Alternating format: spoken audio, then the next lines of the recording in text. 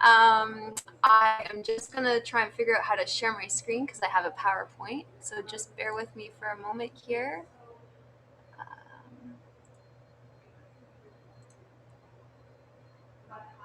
Did that work? Okay, awesome. Okay. Thank you so much for having me here. I wanted to send out a huge heartfelt thank you to the organizers of today's event.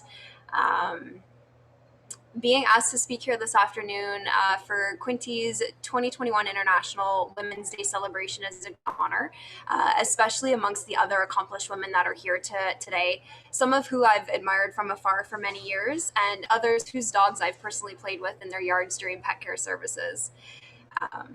Being laid off from my job in late 2013 gave me time to think of a new direction. I wanted to invest my time and energy into something that genuinely motivated me and brought me joy. I wanted to be truly happy with my career, and I knew that it had to involve animals since they were always a big part of my life. It was at that time, through some online searching, that I saw that Trenval was running a course called OSEB, the Ontario Self-Employment Benefit. The next few months were spent learning the basics in business management, small business accounting, determining viability and sustainability, and marketing. I'm very grateful to Trenval for having given me this foundation, as it prepared me for some of the most challenging situations I never could have imagined I'd be faced with. Furball's Choice started out by offering daily dog walking and in-home pet sitting services. I was the only worker for the business at the time, and I had some customers that were calling me asking me for services that I didn't provide, such as dog boarding. Cat boarding was next to follow. Not wanting to continue to turn away these new customers, I planned the changes needed to offer them. Adding these new services meant that I was nearly always working. Even with my fiance's help with the boarding guests during the day, I would be caring for other pets, only to return home to care for even more animals there. But on April 14th, 2015, everything changed suddenly. I was on my way to my last visit of the day on my motorcycle when I was struck by an SUV. Now in a wheelchair, this life-changing hurdle was just the first of many rapid-fire challenges that were in store for me and my company. The future looked bleak for Furball's Choice, because I was now a dog walker that couldn't even walk. My fiance shifted his own work to the evenings whenever possible and completed my services with me directing him over the phone. This was not sustainable. He was exhausted, and I was limited in my ability to help. Dog boarding services were the first casualty of the accident, with cat boarding to follow. It was a tough decision and a very emotional day to say goodbye to those boarding guests for the last time. But it was also at this moment that I realized I didn't have to give up. I could change. I had the choice of folding, or I could accept my own physical limitations. I had put so much time and effort into building this business that there was no way that I'd allow it to all be taken from me now. I spent the next few days interviewing potential candidates to try and find the right people to breathe new life into Furball's Choice. Training was grueling for both me and the candidates, as I had to be absolutely sure that they would provide the best care possible, because my clients' fur babies were my fur babies, and that's what they deserved. Working with a software developer also allowed me to progress from handwritten notes and schedules to booking in an online system. This was a game changer for Furball's Choice. I was able to provide an administrative type role and guidance within the company while spending most of my time confined to my wheelchair. Although I was reluctant being out in public in that chair, I continued to attend public events in order to promote the business and stimulate steady growth. It was a mental challenge to focus on where I wanted to be in 3 to 5 years and not what was limiting me now. It was tough, but I was determined. I organized an event to raise funds for canine degenerative myelopathy, with a large public gathering scheduled for late September of 2015. I had set a goal for myself to be out of the wheelchair for that event, at least briefly. I managed to get onto crutches with about a week and a half to the event so that I could pose for some pictures. I was able to get around reasonably well with little assistance, but lots of pain. Treatment continued for months following, and I progressively got better while Furball's Choice continued to grow. The next year, Furball's Choice earned the People's Choice Award, as well as the Quinte Business Achievement Award for Best New Business. Knowing that I was physically unable to provide dog walking anymore, I looked to see what more I could offer to Furball's Choice clients. I looked to Walks and Wags, a company that certified me in pet first aid, to become a pet first aid instructor. Not only would becoming an instructor allow me to have more involvement with my company, but it would also provide a new service locally. An added bonus was that I could certify my own staff at a reduced cost to the company. Business was going well enough to hire some more staff to help fill off the demand of dog walking and pet sitting, while adding a couple of unique services. In 2016, though, I had to rush my cat Oscar to the emergency vet. Oscar was diagnosed with kidney disease. His diet was to blame for his condition, so I immediately started searching for answers. I couldn't believe the damage that I had done by simply being uninformed about the nutrition that I was providing my best friend of 16 years. The information that I read seeded a growing interest in further improving the lives of pets and their owners through proper diets. A short time later, the Furball's Choice Raw Pet Food Division was born. The next 2 years were spent learning as much as I could about proper pet nutrition. We were selling from home at the time. I had earned certificates in canine nutrition, feline nutrition, and clinical pet nutrition, and my customer base had grown so much that it was no longer possible to operate without expanding. In 2018, Furball's Choice first brick and mortar store was born. Business continued to flourish, allowing me the opportunity to grow my own knowledge by traveling to gatherings of the top professionals in the pet care and natural pet nutrition industries. Learning from the best allowed me to bring the most current and accurate information back to be shared with my staff and our customers. Furball's Choice had 11 staff members now.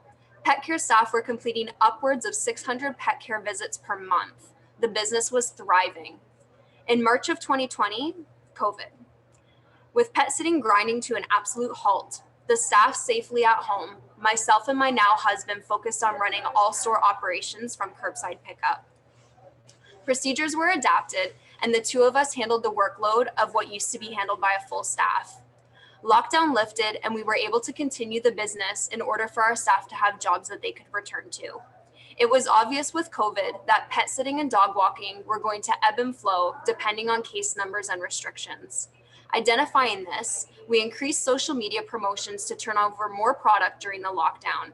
This resulted in being able to provide more hours to our staff in the store when dog walking and pet sitting was slow, keeping everybody employed despite the monkey wrenches that COVID tried to throw into our machine. Furball's Choice is 8 years old this month. Our dogs are very content with being the only ones vying for our attention while playing in the yard. Oscar is 21, and he tolerates our other 3 cats most of the time.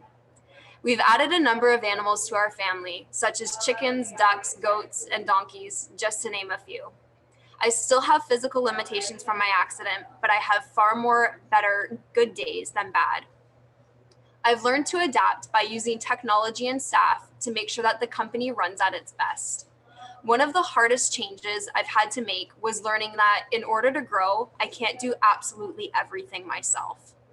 It's essential to employ staff that can help augment my capabilities for the company to flourish. We now employ 7 staff members, and we are working on a separate production facility in order to expand our operations to grow and support our distribution network and our customer base, which spans right now from Quebec across Ontario into Manitoba. I provide nutritional consulting to pet owners across Canada, the United States, and even into Europe. As I sit here and I reminisce, I review every single pothole and bump in the road, many of which I didn't have time to touch on here today. It was those first lessons that I learned when I had no other choice but to adapt that helped me to develop the policies and procedures that keep the company running as well as can be expected during these unprecedented times. I can thank the bumps in the road for shaping Furball's Choice into the company that it is today, and the potholes for changing me into the resilient, hard-headed, motivated entrepreneur that I am today at 29 years old. At Furball's Choice, we are still able to consider future growth, although slower than originally planned, while making sure to keep our client base engaged and satisfied. Our staff is also secure in knowing that they'll be able to provide for their families, even though government help might not be as readily accessible as it once was. Ultimately, Furball's Choice's mission has always been to promote the well-being of all animals, whether that's through providing exercise and mental stimulation through our interactions, or through improving the diets of those same animals. That is what it will continue to do, regardless of what life throws our way. Running a business is no easy task, and success is never guaranteed. The only guarantee is that opportunities for success will end if you choose to give up. Thank you.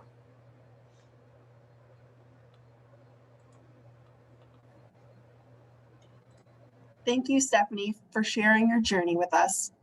Over the years, I have met you countless times in the horse industry, but since acquiring my position here at the Small Business Center, I have valued the steps that you have taken to get your business to where it is today. You are a true animal lover and entrepreneur. The next speaker we have is Sarah Hutchison. Sarah Hutchison is a co-owner of We Thrive Wellness. They are a holistic wellness center in the heart of downtown Belleville. Her inspiration and motivation come from a deep sense of self-development through years of hard-fought recovery from illness and efforts to restore her balance in her hectic life. Through writing and teaching and her business pursuits, Sarah lives out of her purpose to hold a safe space for the transformation and healing of others. Welcome, Sarah. Thank you so much. As you were speaking, Brianna, you were really cutting in and out for me. So I'm trying to determine whether it's my country internet or whether anyone else was experiencing that. No, that is here. I apologize. Oh, okay. Because if it was me, I was going to switch over to my data just in case. I do live in the country. So yeah, thank you so much for this invitation to speak here. It means a lot to me to be able to speak at an International Women's Day event, as women have really been a big part of my journey, strong, inspiring women. And so I'm gonna share my screen as well. See if I can get, sorry, bear with me 1 second here.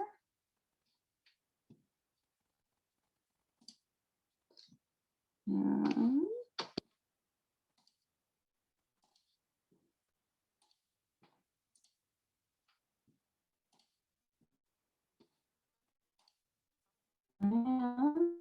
there we go.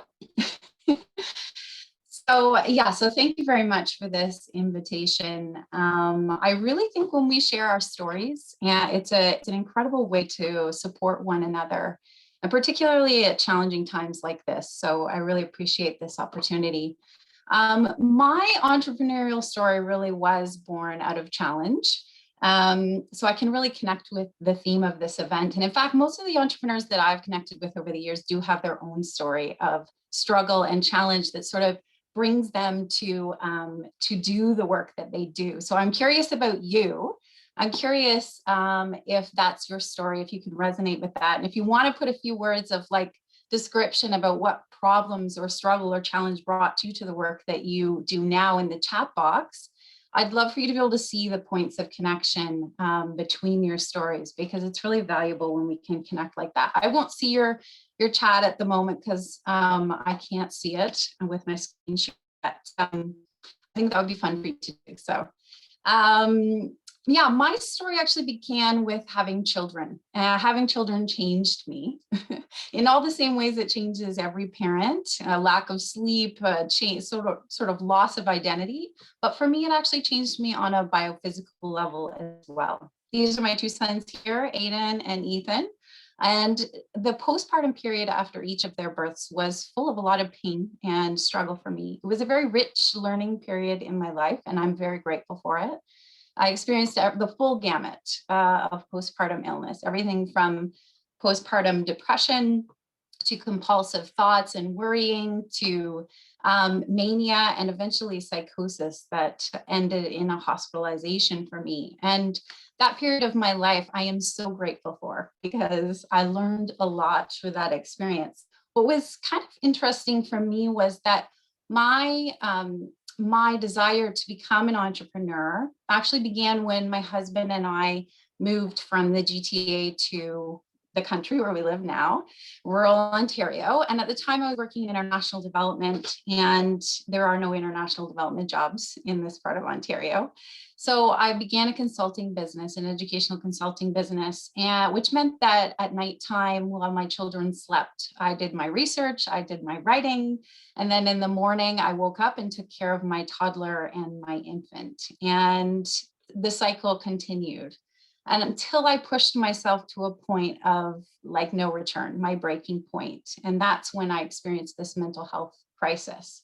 I bet there's a number of you out there who have also learned the hard way how much struggle can come from trying to run a business while also being an engaged parent.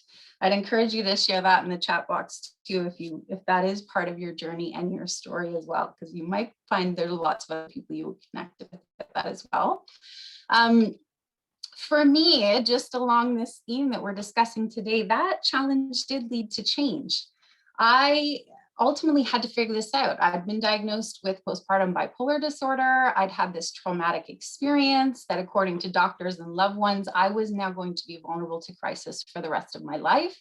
How was I going to find the balance that I needed in order to continue to run my business and also live well with mental illness? And so this was a big challenge.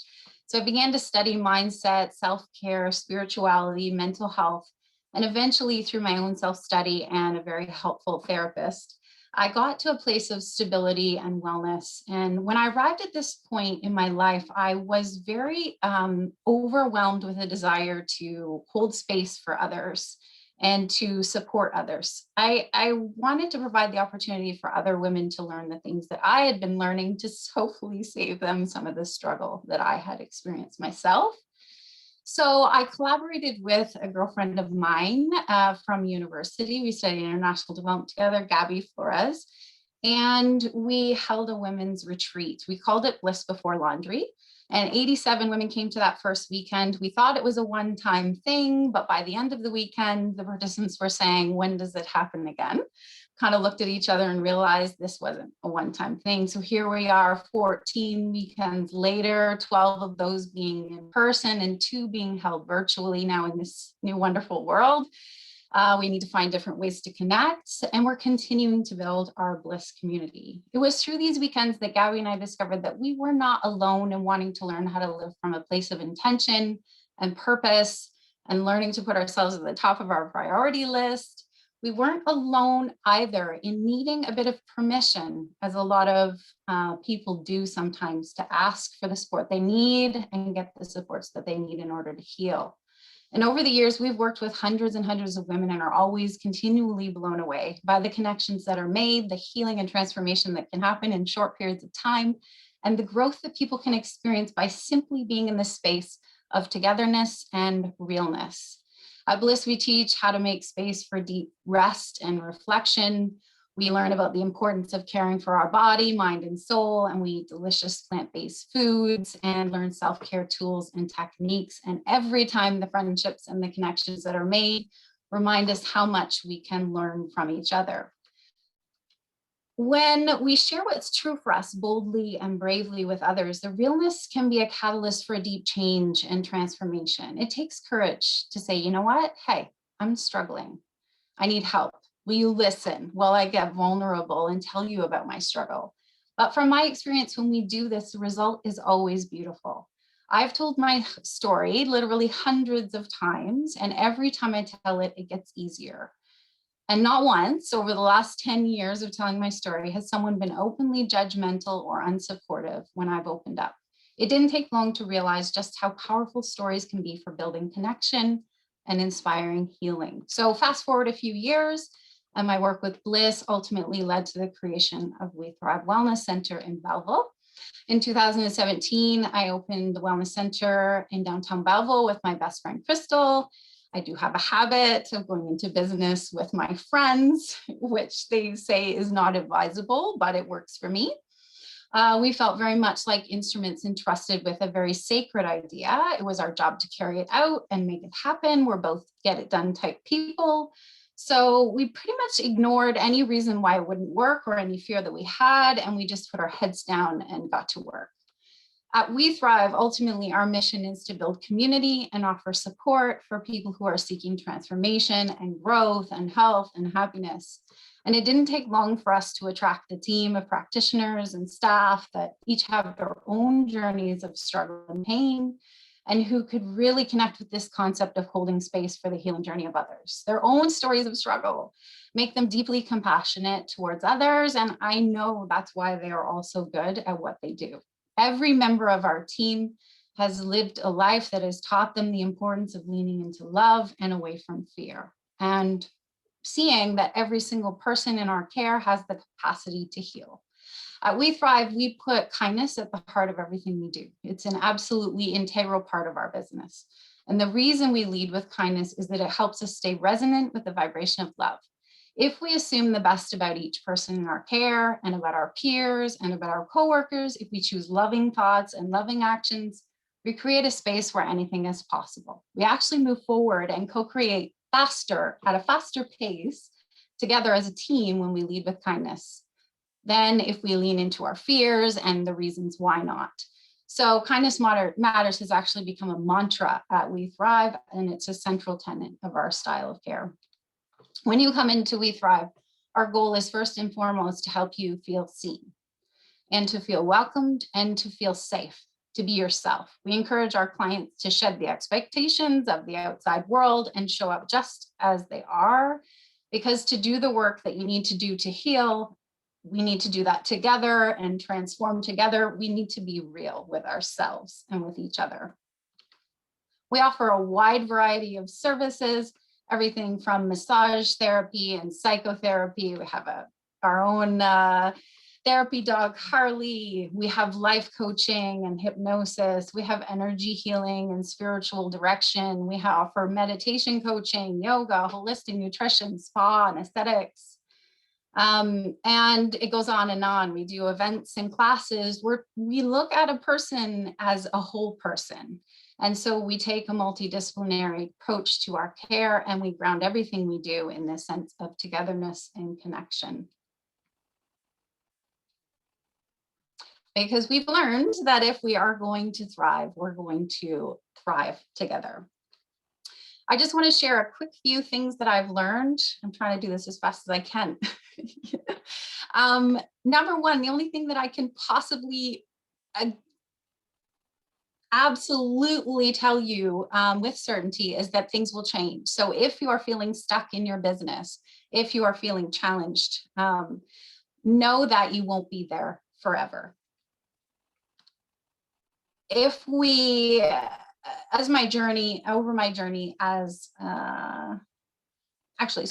when we're feeling stuck, it's really common for people to get caught up in their fears and their insecurities and their feelings of not being good enough, not knowing enough, not having enough credentials to move forward. And it's at these times that our fears can be somewhat deafening. It's difficult to know what the next right step is if all we are doing is experiencing a state of fear. Now, fear can be helpful. It slows us down. It points towards potential pitfalls. It shows us what potential risks could be.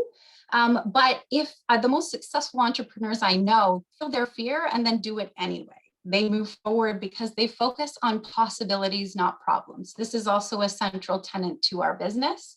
We look at the problems that we're experiencing long enough to ask good questions about them, get curious about why they're happening, understand why they're challenging us, and then that's it. We then turn our toes and our shoulders and our intentions and attention on what's possible for us. That's how we innovate. That's how we move forward. So when we get stuck in our fear and we're focused with our head and our shoulders down, feeling victimized by the situation, we don't have our head up. We don't see what's possible. We don't see the next right step or the amazing innovative idea that's available and maybe a better direction for us. So on our team, we do study problems, but not for very long. Some of the most incredible entrepreneurs that I've studied and that I follow adopt an abundance-based mindset. So this mindset challenges the status quo in North American business, where a lot of business owners are taught to see their peers as competitors where companies feel like they have to fight over limited resources, limited customers, limited qualified employees, limited money, profits. The status quo says that if one of my peers is doing well in business, then there is less abundance for me. And so I must lean into being better than them. And we're encouraged to play this comparison game. Entrepreneurs who can adopt an abundance-based mindset choose to see that there's more than enough money, more than enough time, more than enough opportunities, more than enough resources, and they turn their attention to possibility. The successful entrepreneurs, from my experience too, also surround themselves with people who inspire them. So, I mean, that's in your personal life and in your professional life. Those people will keep you moving forward towards a direction that is inspiring. So, I mean, I have been so lucky. Every day I get to get up and go to work in a place where all of the humans who work there inspire me and keep me moving forward. This is another big one. I find this a lot with entrepreneurs who are married to practical people. If the entrepreneur is a visionary and a dreamer, they often share their new ideas with people who may not be dreaming in that moment with you. So when you're dreaming and when you're coming up with your visionary ideas, do that with other dreamers. And when you're ready to plan and take steps forward, do that, plan with planners, people who are logical and can help you think through those steps. And when you're ready to actually do it, you've got your strategy in place, you've thought through the potential pitfalls and you've looked ahead, carry it out with people who also love to do and be busy. Then we mix it up and try to dream with planners or do with dreamers. Sometimes it doesn't always end up the best way. My husband is a planner and loves to point out the pitfalls. If I'm in the dreaming stage and my idea isn't fully hatched and planned out yet, I don't tell him. I just don't tell him yet. I've learned that the hard way. That's what works for me. Also feel the resistance and let go of the need to push. If something's not working, if it's not easy, it's maybe not the direction for you. So accept where you're at, be present in what you're in, and honor the feelings that you have. If resistance is showing up for you, there's a reason for that. It may very well be a signpost that you need to go in a different direction. And as much as you can, drop into your heart. Something that works for me in the world of Zoom, when we're in an interesting conversation and there's being challenges put on the table, I find myself leaning forward into the fear of the conversation. And one of the techniques I use is to put my feet flat on the floor and sit back and put my hand on my belly, my hand on my heart. They don't need to see me doing this. And just take a nice deep breath and be listening and available and be present in the moment. If we can sit back and do this and ease into each moment, we then begin to open up to the possibilities. We don't hear the fear as much when we breathe deep and hold ourselves in this safe space. So if you find yourself leaning into fear, take a deep breath, put your feet flat on the floor and sit back, lean away from the fear. And that's when you see the opportunities. That's when you see the magic present itself. So that's it. That's me in a nutshell. That's my story. There's so much more. It's hard to tell all of that in 9 minutes. I don't think I did it successfully. I probably went over, but thank you so much for listening. And if you have any questions or would like to connect with me outside of this event, I would be happy to have tea or a Zoom call anytime. So thank you so much for the opportunity to speak. Thank you so much, Sarah. Hopefully I am not cutting in and out this time. I truly appreciate all the work you do within your business at We Thrive Wellness. Your positivity is absolutely inspiring. So the next speaker that we have up is Antonia Zambri. Antonia has been the retail store manager at Donaini Chocolate for almost 5 years, where she oversees the staff and retail operations in the Donini retail store in Belleville and the online store. She is also a part of the product development team, heads the company's social media platforms, and supervises the store's production facility. Antonia has owned and operated several businesses in her career, including an Italian restaurant, a property and accounting management company, and a home decor consulting firm. She has also managed several businesses, including a multidisciplinary medical clinic and a commercial property conglomerate. Antonia is passionate about all aspects in her life and values integrity, respect, and commitment. Antonia has been married for 34 years and has 2 children and lives in Belleville. She is an animal lover who enjoys reading, knitting, crocheting, sewing, gardening, canoeing, and spending time with her family. Welcome, Antonia.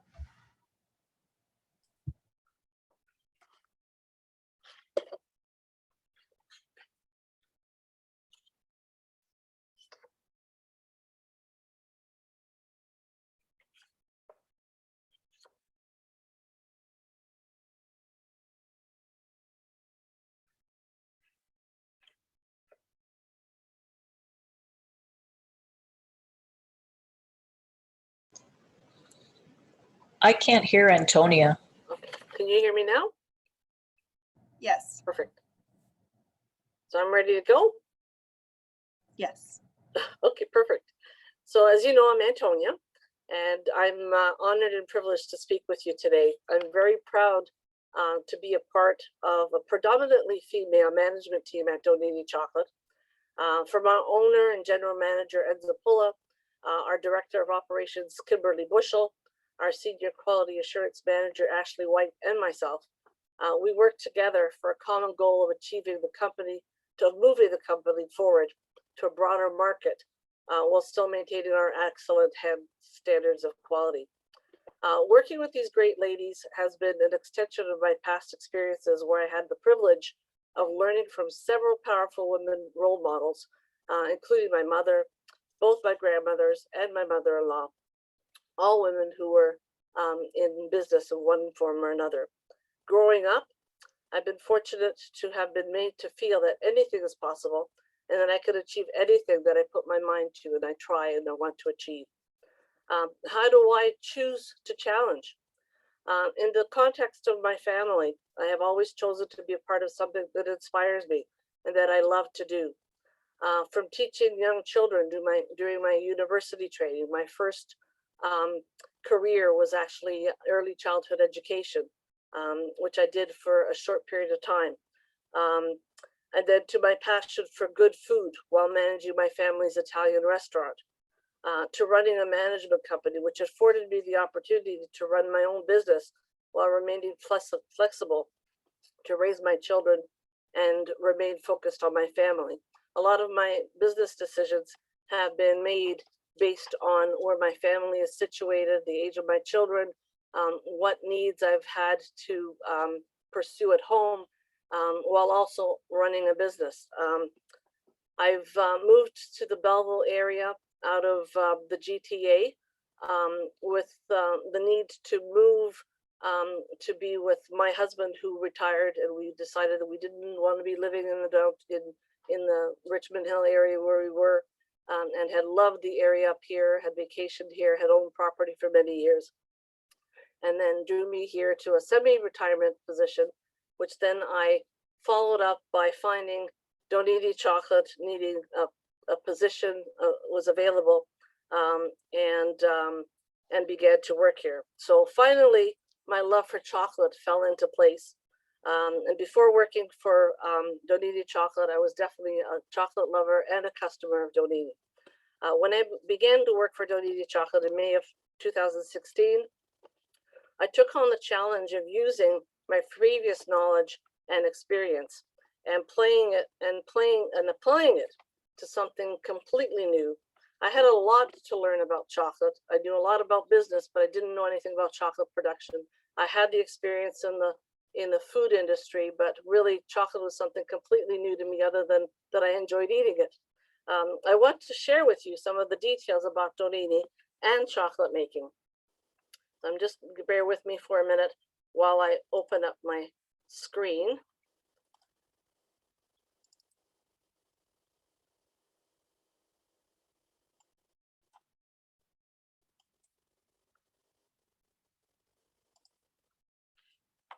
So Donini Chocolate has been in operation for 90 years. It started back in Italy, in Vigenna, and the Donini family moved to Belleville area in the late 1970s, where they opened up the production facility where we're located. The retail store that I manage has been in and out of operations on and off over the course of the time that they have been here in Belleville. So we specialize in producing chocolate. We sell locally, we sell abroad. This information that I have here says that we produced 2.8 million kilograms of chocolate. This is actually old. Our business in the last year and a half has expanded. We are almost at 5 million kilograms of chocolate at the current time. We have almost doubled in size in the last 3 years. We create 35 different formulations of chocolate, and all our raw materials are sustainably sourced, non-GMO, we just in my product development phase of my work, I do a lot of work with creating new product. It's the same chocolate, but we create a lot of new molded items, and we look at trends that are happening worldwide to give us feedback and ideas of where to take the company. We import cocoa mass and cocoa butter. We're one of the small manufacturers of chocolate in Canada. However, we are by far one of the largest sort of small independents. Our chocolate is spectacular because one of the reasons is that industry standards for creating the chocolate, which we temper it and churn it, so to speak. Industry standard is 8 hours. Donini actually produces chocolate over a 24-hour period. So it's much richer, smoother texture of chocolate, much better quality. And it's a lot of professionals all over Canada love our chocolate because of that reason. It's a richer, and we tend to be very competitive on our pricing based on the quality of the chocolate. So as you can see, we squeeze the chocolate by machine. It goes into a large conch. We're doing 1,500 kilograms of chocolate in a conch at a time. And from there, that is made and then worked for 24 hours. We get liquid chocolate. Our chocolate is sent out for wholesale in a couple of different ways.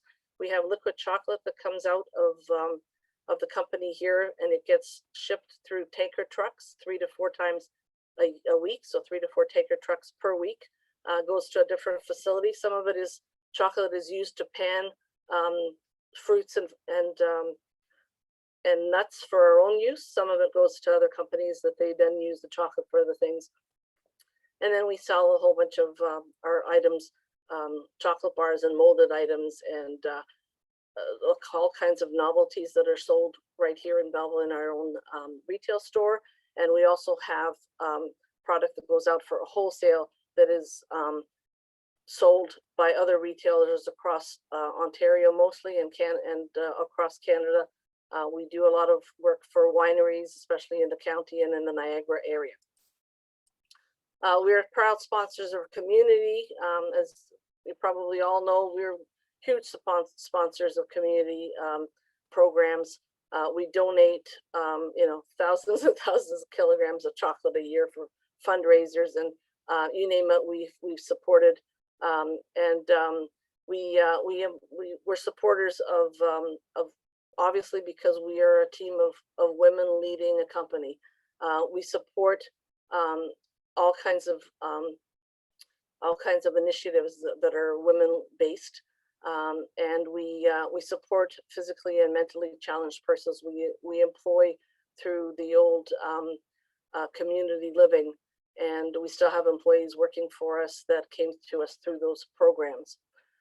We continue to produce handcrafted artisan chocolate using the finest ingredients, and we still have our head chocolatier is Virgilio Salvoni, who is the Donini. He's the brother-in-law of the original owners of Donini Chocolate that came over from Italy back in 1979. He's still our head chocolatier and is very much involved in new chocolate formulations, maintaining the old family traditions, and we absolutely adore him. There's some of the items that we do have that we produce. We are getting more and more. This is sort of an old picture. We are getting more and more. If you check our website and our Facebook and social media pages, we're getting more and more involved in chocolate specialty items, and that's something that is one of the things that are dear and to me, because I'm very involved in the product development stage of creating all those beautiful things that you see mostly in our retail store here in Belleville. And that's the end of that sharing part. I'll just continue with the rest of my speech. Now, we've all had to adapt to our company's operations over the last year, both at Donini and just about everywhere and throughout the world. Whether it's by limiting customers for retail operations or doing curbside pickup, some businesses closing our doors completely or increasing our online exposure in order to stay afloat. The pandemic has taught us that things have to be different. We have to be different.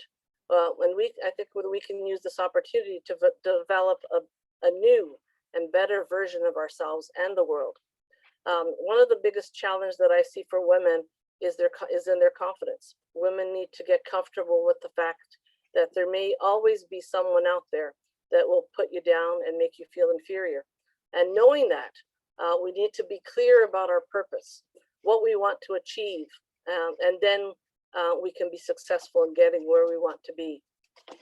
One of my favorite quotes is by the former First Lady, Michelle Obama, and she stated, "You should never view your challenges as a disadvantage. Instead, it's important for you to understand that your experience facing and overcoming adversity is actually one of our biggest advantages." And in that light, I would like to encourage all women to find your place. Trust and use your own voice. Speak up and be heard. Respect comes from when your voice is heard. There are no set rules. Go for what you want and don't give up.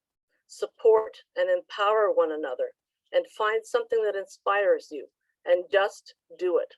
As you can see from the first two speakers, I can see that absolutely in both of you, where you have a passion for something, you have developed your whole lives around the businesses that you own based on your own personal passion and where you are in your lives at the time, and adapted your life and towards your business and your business toward your life.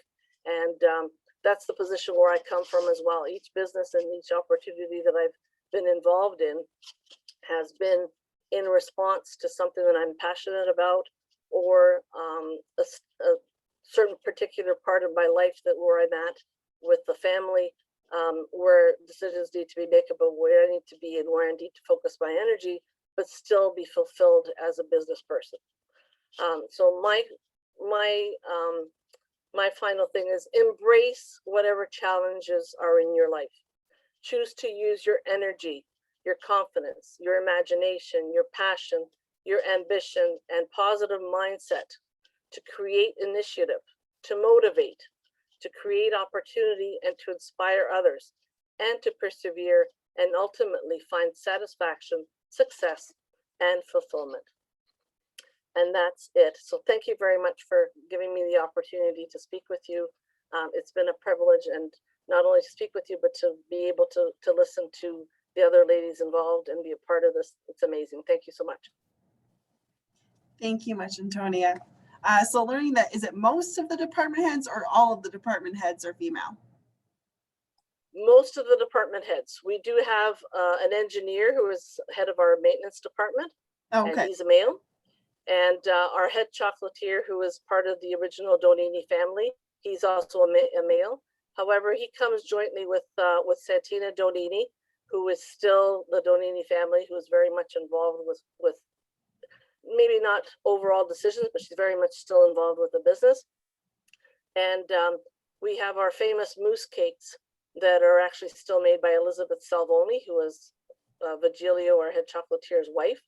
And she still makes the cake for the store along with Santina Donini. So So again, another 2 women involved in the business that have been around for the last 40 years or so involved with the business. That's amazing. So you only let a few guys in. That's okay. So that led. Well, that's good. So having like most of the department heads at Donini led to some amazing, fantastic women. So that's essentially women that are pretty much running this amazing business. It shows that powerful women can lead to a business excellence award back in 2018 at the Quinte Business Achievement Awards. That was absolutely amazing. Thank you so much for sharing your story. Thank you so much. And then also we have now our final speaker. So our final speaker is Caroline Granger, the winemaker, vineyard sage, and mother and founder of the Grange of Prince Edward Estate Winery. Caroline is a mother who raised her 3 children while developing the vineyards and the winery in the Prince Edward County wine region. Caroline is a passionate advocate for women's rights and the importance of providing real opportunities for women in non-traditional roles, creating a workplace that is empowering, to empower women in all positions. Her vision and drive in creating the Grange of Prince Edward Vineyard and Estate Winery is based on a deep connection to the land and an unwavering commitment to discovering the unique qualities Prince Edward County has to offer. Caroline is passionate in protecting and preserving her little corner, this wild and beautiful planet, which we are all privileged to share, seeing herself as a caretaker and an active participant in life on the farm. She does not waver her belief in what we all can learn to live in harmony with our gracious earth. Welcome, Caroline.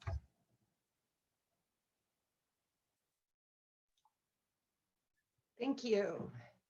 I would echo the sentiment that everyone else has shared. It's always an honor and a privilege to be able to come into the company of women who are thinking about the future and thinking about empowering other women. Even more powerful with this year's sort of hashtag. I'm going to try and share my screen. I don't have a great presentation, but it'll help keep me on track. And which one is it? This one. I think so. Yep, share screen. There. Oh, you got it. Here we go. Yes. I'm the oldest one on this panel, so I get to be the least technical. So for me and my journey, it began really 20 years ago when I arrived back on the family farm where I grew up with 3 small children and a deep desire to stay on the farm and not a lot of options for employment.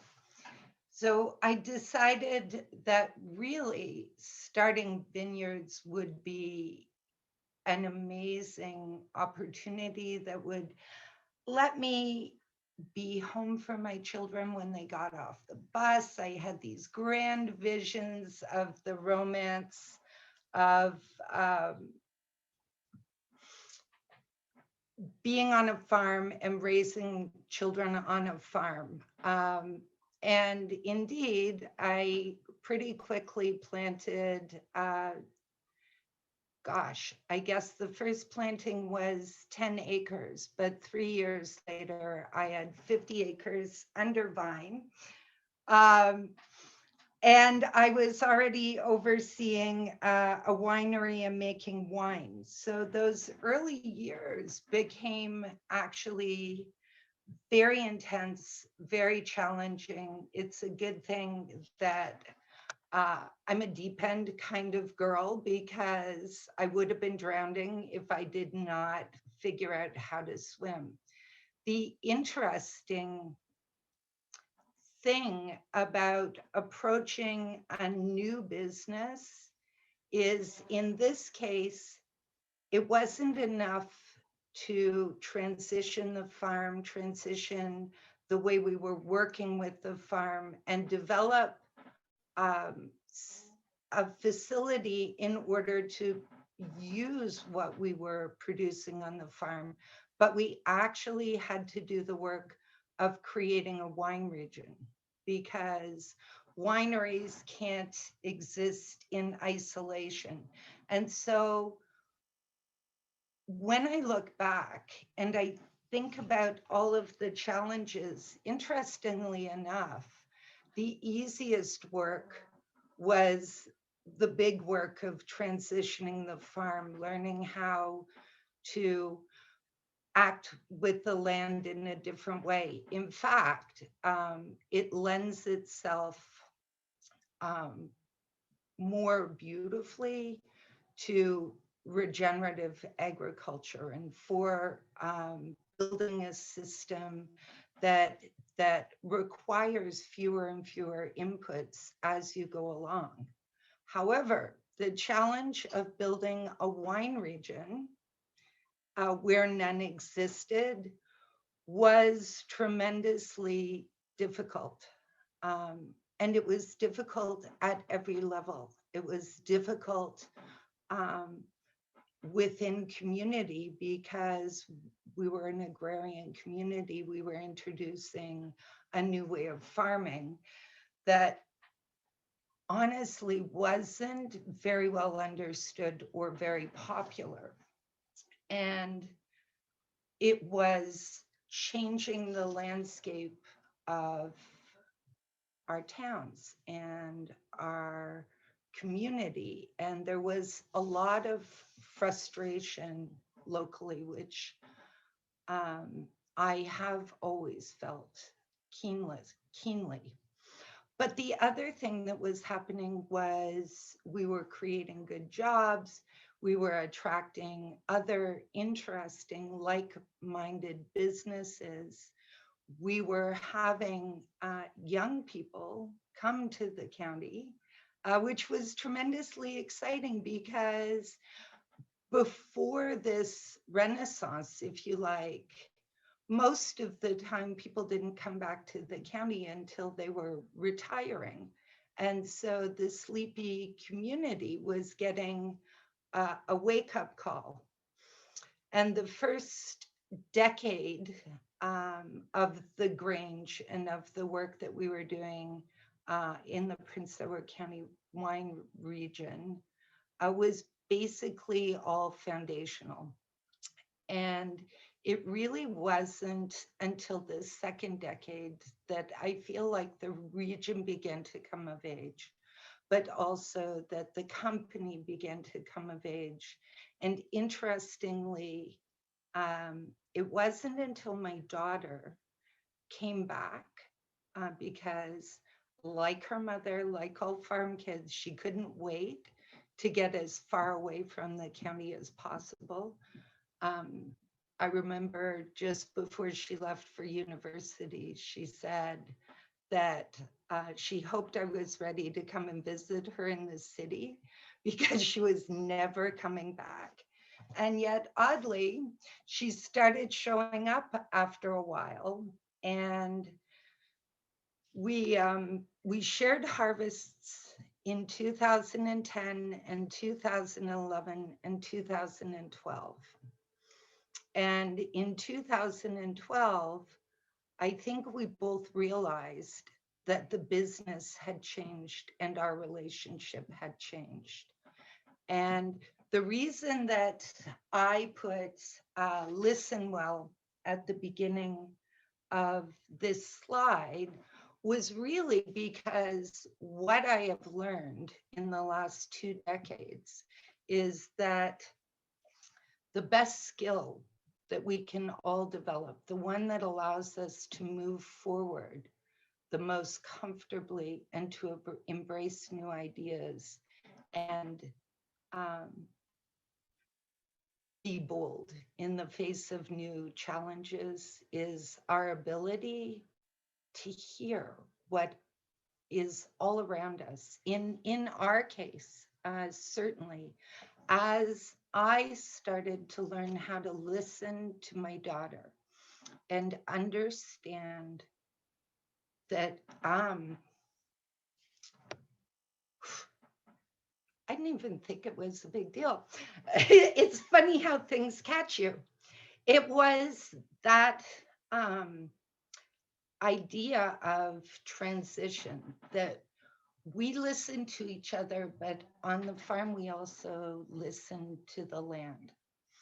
That's become more frightening in recent years, which is why I think that having big conversations like this is tremendously important, because when you farm and when you live close to the land, you understand that change is coming and it's coming fast. And so, in order to embrace the future, we've adopted a regenerative model that is resilient and adaptable. Our new assumption is that there is no normal.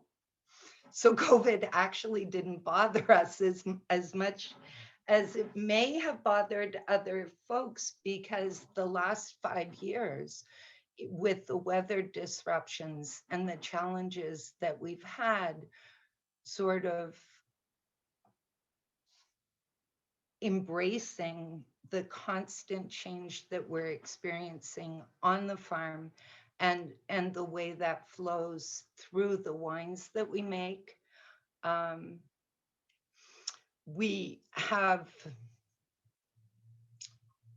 adopted the idea that the first challenge that we always need to put forward is the challenge within ourselves. So as we look at where we may go, we always need to check our assumptions and our biases and our cognitive dissonance, because all of us have been raised in a world that has given those things to us since childhood. We need to have good conversations with each other and about each other that always avoid blame and shame. We all need to be lights and not judges. And then, once we're feeling comfortable, the work that really has to happen for a sustainable future for everyone on this planet is we have to begin to challenge the systems that are defining our lives, because it is the systems that are holding women back, and they are holding them back in real ways that we are now, or we should be now, empowering ourselves to lend our voice to creating change. I've chaired Prince Edward County's VAW agency for over 20 years now. I've grown the agency. I've almost doubled the capacity of the agency. But you know what hasn't changed? The number of women that we see. The number of women whose lives are affected by violence is the same today, if not worse, than it was 20 years ago. And yet every other violent crime in Canada has gone down. So if we want to be a part of the solution, if we want more women's voices at the table, because we know that when women lead, they help to craft just futures and create more dynamic conversations, we need to make sure that we turn our attention all the time to making sure that we understand that nobody can move forward if their basic needs aren't met. And those basic needs are more than food and water.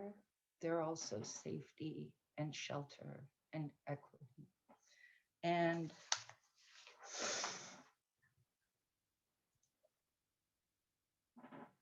we should all choose to be the change that we want to see. I know it's said often, but what we focus on is what we'll get more of.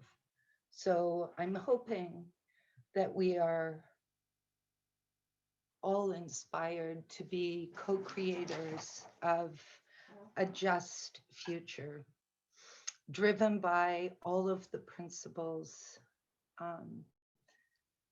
that we embrace to create a circular economy. It goes back to what Sarah was saying, that we can't keep thinking that there isn't enough. There is enough. There isn't enough for constant growth, but there is enough for every person on this planet. We just need to change how we view enough. I think that the women on this call and women around the world are the best suited to carry this work forward. We should find them and support them and lend our voices to the work that they're doing. Anyway, what a lovely afternoon. I'm sorry, I always get so emotional about this idea of change and of creating a future, not only for my children and your children, but our great-grandchildren that we may never know. And they should have as lovely a place as we have had to live in. Thank you for your time. Thank you so much, Caroline. You truly live a life of choose to challenge in your own daily life and business. And you've definitely opened up my eyes, and I'm pretty sure several others, about essentially a new perspective of essentially of a winemaker. I didn't realize how much you actually have to listen to the land. I grew up on a farm, but I didn't realize how much that really impacts a day-to-day life. Thank you so much for sharing your story. So next up is we are going to go in breakout rooms. So you will be randomly divided up equally with one of the speakers. You get the opportunity to ask some questions, chat with the speaker. Since we are now at 4:10, we're going to take about 15 minutes and do so. Just give me 1 second as I break everyone up.